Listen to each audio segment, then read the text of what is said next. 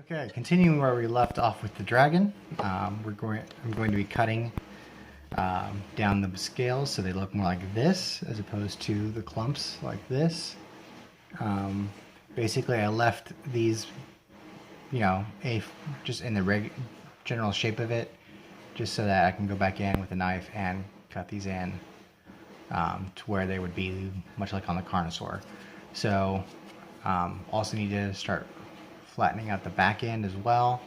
But yeah, so I'm also showing like you can, once these are cut flat, you can start adding a little battle damage, such as like you just drawing along a line like this, and then you can take the back end of the blade and scrape it.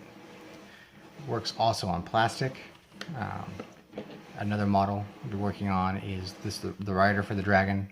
Probably not this dragon because I like her as a centerpiece, so it'll be the next dragon after that. If I can show you, there's scratches on her face there. This is a witch elf head. Yeah, focus. There we go. Where I did the same application of cutting on that and then scraping with the back end of the blade. So I'm wearing a mechanic glove just because when I start, you'll see why. I do this a lot. So just go in at an angle, pull in, and you just pull away the excess.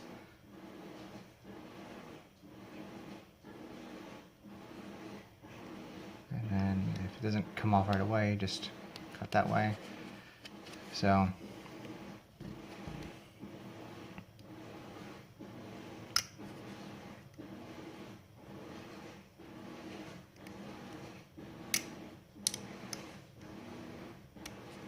it's kind of just sculpting after the fact.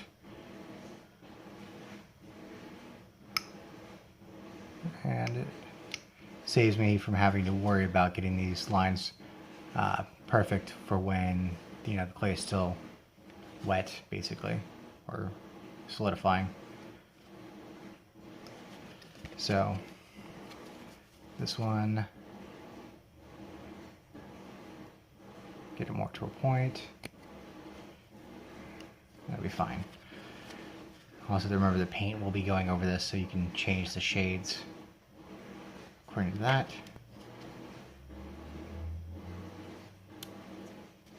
And so it's going to go on like this all the way down, and then on the reverse side. So I'll come back when I'm done. So it is now, for the most part, done. I didn't really add much battle damage, but I'll do that on like an impromptu basis. It looks, this side was pretty hard because I'm not left-handed, so I had to come in from this angle here, and hence the importance of the glove. Basically try to get that angle in, dig in, and then pull away. So the ridges on it actually got fairly decent comparatively to the side, but it isn't as crisp. But like from the top, it's a definitive ridge. Since it's not quite perfect, it might look a bit more organic. This one here, I probably can trim up a bit more.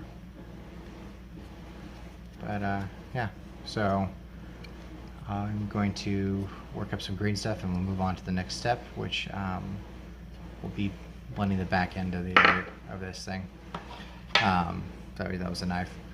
So basically hitting these parts, and then we're going to let that dry and we'll solidify and then move on.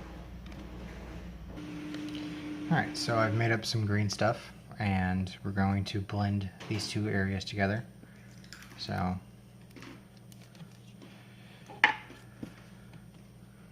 try to get a closer view this time. So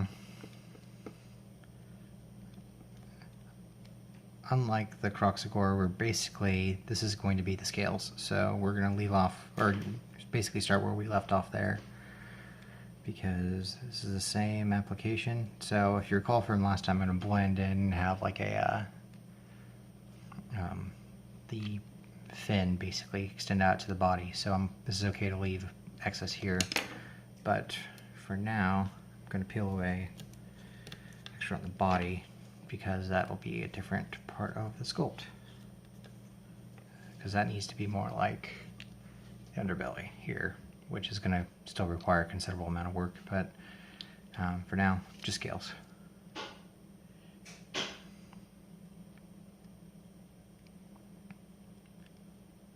Basically build up a ridge where the scales are, and then start singling out with the rounded chisel where you want these to go.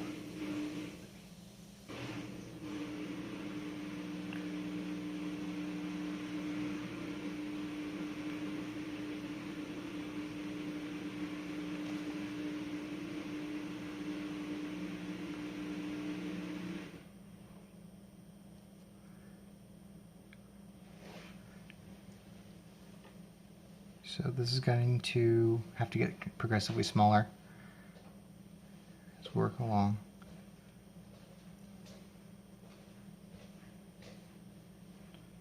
What I'm doing here is just kind of laying out a groundwork of how I'm going to form these up.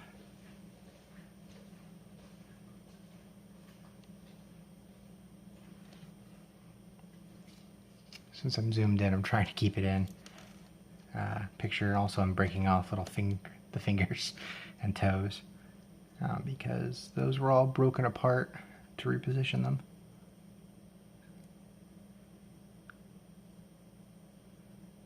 So every time you push, it's going to raise, and that's fine because we'll just flatten it back out, but we're going to want to have these up like that initially. So pardon the washing machine in the background if that chimes in.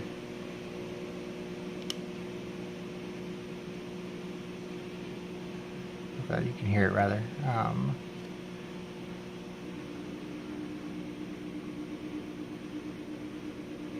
So when you flatten it back out, it makes that round. So the one that's really bugging me here is this.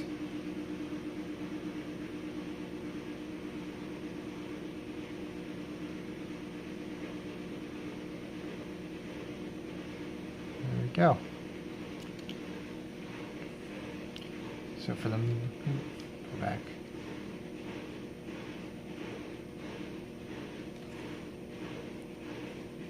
So for the most part we're good there. Just gently swipe over the back end of the chisel and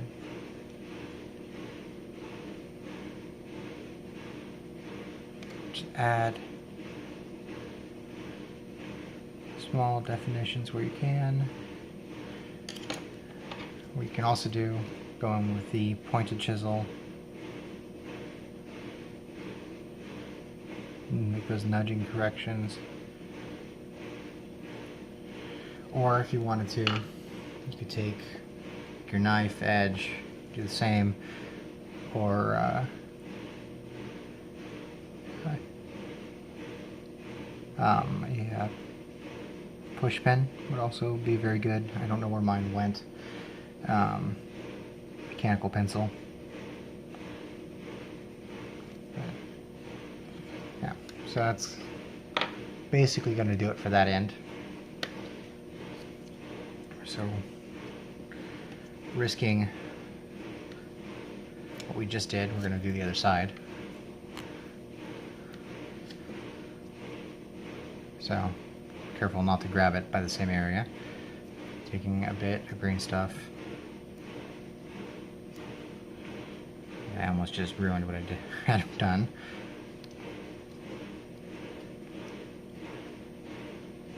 And start blending it in, making it smooth and pushing up towards that fin area.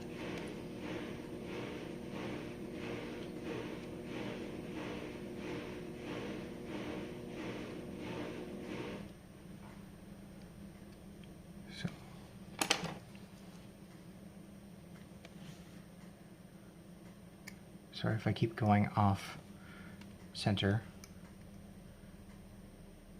Again, getting used to the landscape and zoom. So I have my extra here. All right,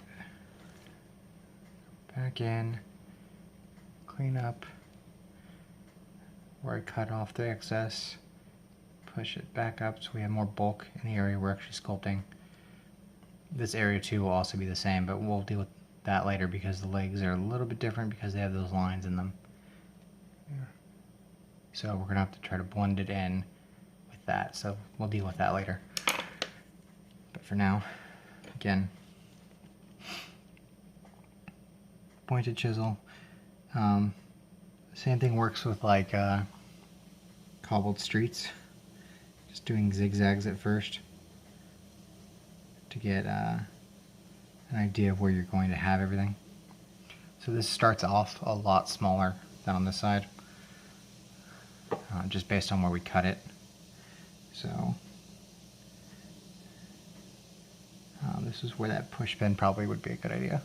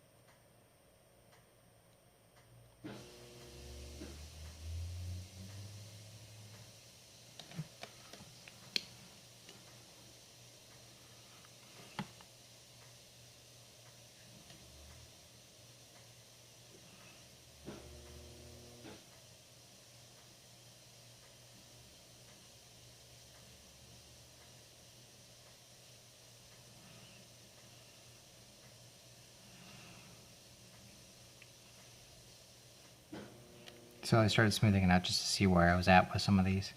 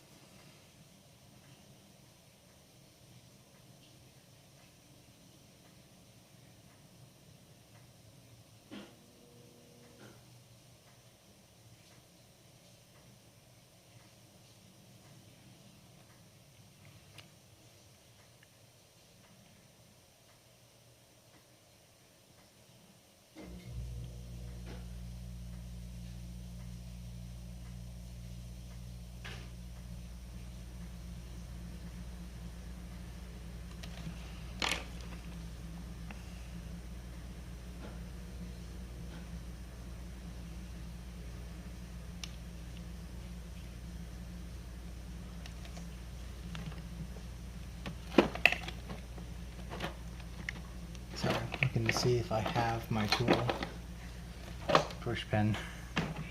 That would be super helpful. Alright, I'm gonna pause it.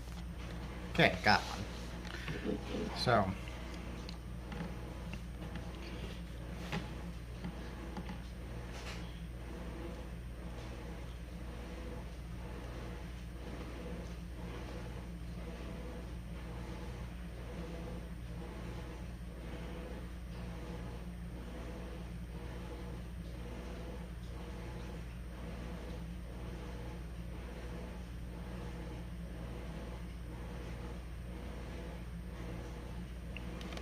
So, just trying to put in definition,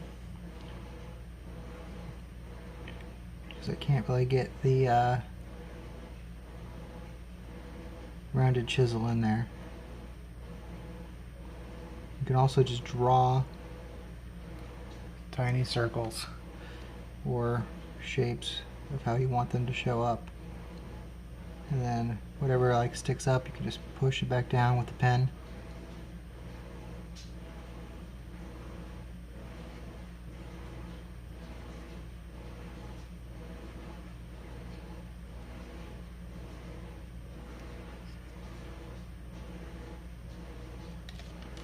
Then just go back over it with the flat tool,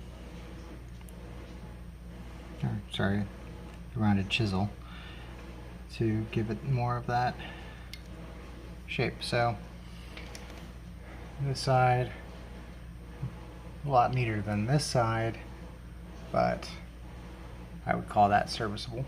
So set aside that for now. So I also have this model here, which will be one of the riders. Has the dragon rider legs, vampire body, which I added some green stuff on the base here because otherwise the model itself is lying down, so she'd be at more of an angle this way. And then in order to attach the head, I basically just put a ball of green stuff in there, because the witch elf heads are basically the face with two lines coming out the back, and that's about it. So what I plan to do now is give her some hair. So just tearing off a little bit here.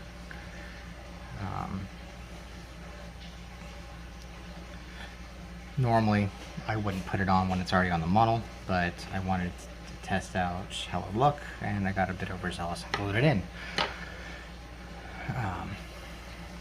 So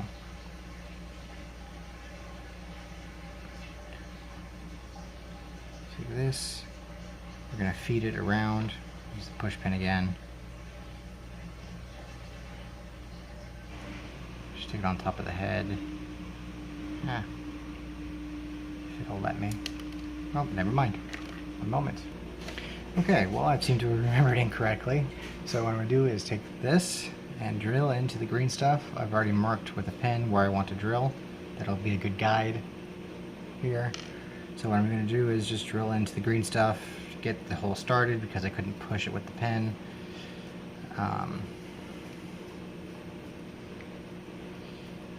And that actually will make my life a lot easier. Some people just leave it like this. I don't like to, because if I have to use the thing again, I want that available. So I'm going to take some super glue onto this one.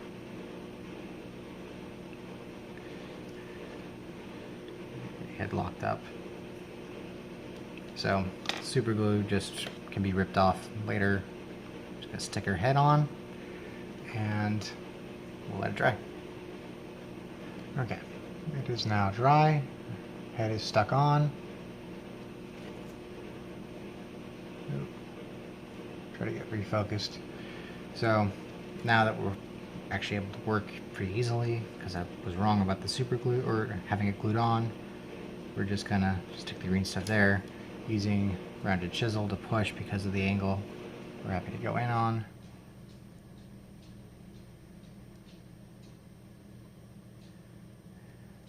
Basically, you're going to push down around the crown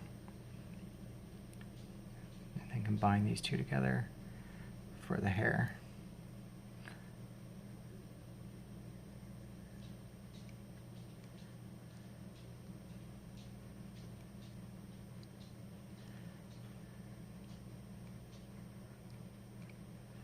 Okay. So on the back we have these two strands because of how the model is.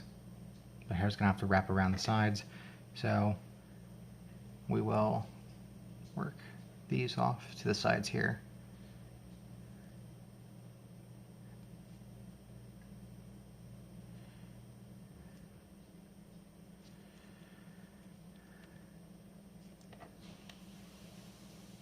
Just depending on how we want this to flow. So if you want to make it look like it's pulled back, just use the same technique as the scales and just begin to dot it like that, or you can use the back end of your blade and it'll produce a lot more rigid or defined lines here. And we want to bring it down the back end. Of course, you won't be able to see the back completely because of the cowl. But then go back through and clean it up. You could go through and do it like fur and basically do the same, like picking at it. If you want hair to be like that, if you want spiky hair, you know, just tiny divots like that. But if you on this 28 mil, oftentimes you're going to want it to look like one single strand or group of strands. So we'll leave her like this so that the hair will fit, and I can come back in and attach further hair onto these strands on the side. So then with this extra, go ahead and come back to this. It's still not quite set, but we'll don't want to waste any. So we're gonna work on this portion. The cat's about to jump up here. Okay, it didn't shake it too bad.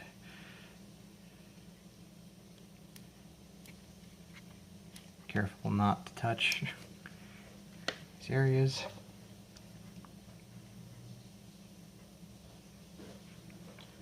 And the same process of just pulling and stretching over the areas where we want this to be. Again, we might put some more scales down here just to blend it together better now that we have a controlled area.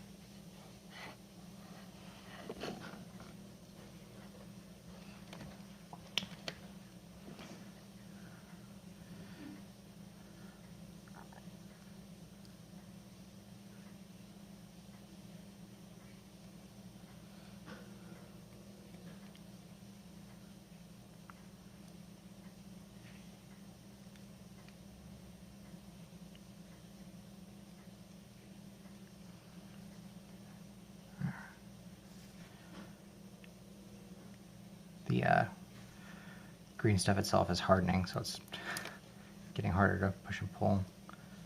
So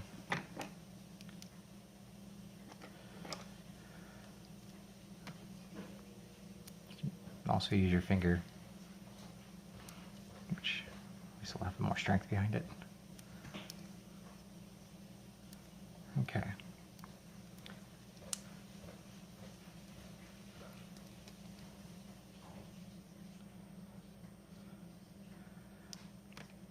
So, the basic portion of the tail itself is these lines across here, and it kind of replicates that here. So, we're going to want to blend in with the current lines as best as possible. Of course, most of this part of the model you won't be able to see, so if you screw up too badly, it's not the end of the world. Because it'll be mostly covered up by the base. So with the leg, you're going to want to account for how the leg comes together with the body. So these areas have a bit more wrinkles, or a bit more wrinkled area, I should say. So I'm just going to work by pushing these that.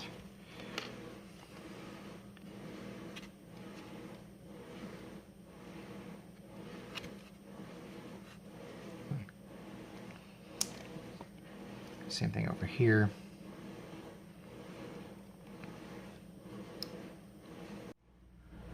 Okay, it may have stopped. I don't know what happened. But to go back to the zoom, blended these together using the pushing up into ridges. Now we're just kind of carry it over through.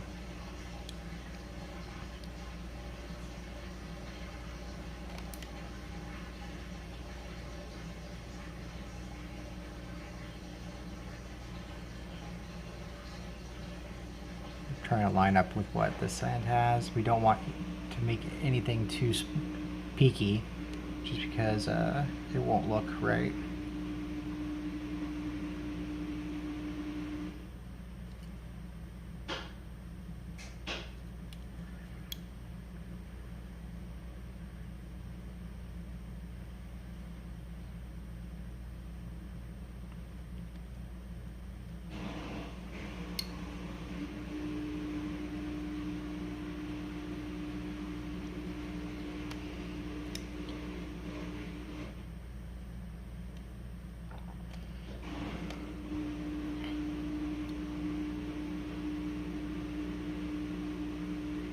Now for the understomach, you can just basically run across with the hard chisel, and it'll create those striations in the skin.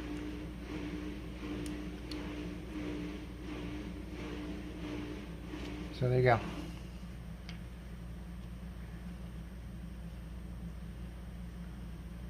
Looks pretty clean. So I guess that will be it for now. I'm going to re-glue those limbs that knocked off, and this one and this one, and yeah. We'll start up next week on further doing the legs, and then maybe getting into or carrying on the stomach up, because we want that as a base first. Then we'll build up the bigger scales up on the sides. So these larger scales here will be non-existent, because we're going to carry that motif through into these small scales here. So, alright, thank you for watching.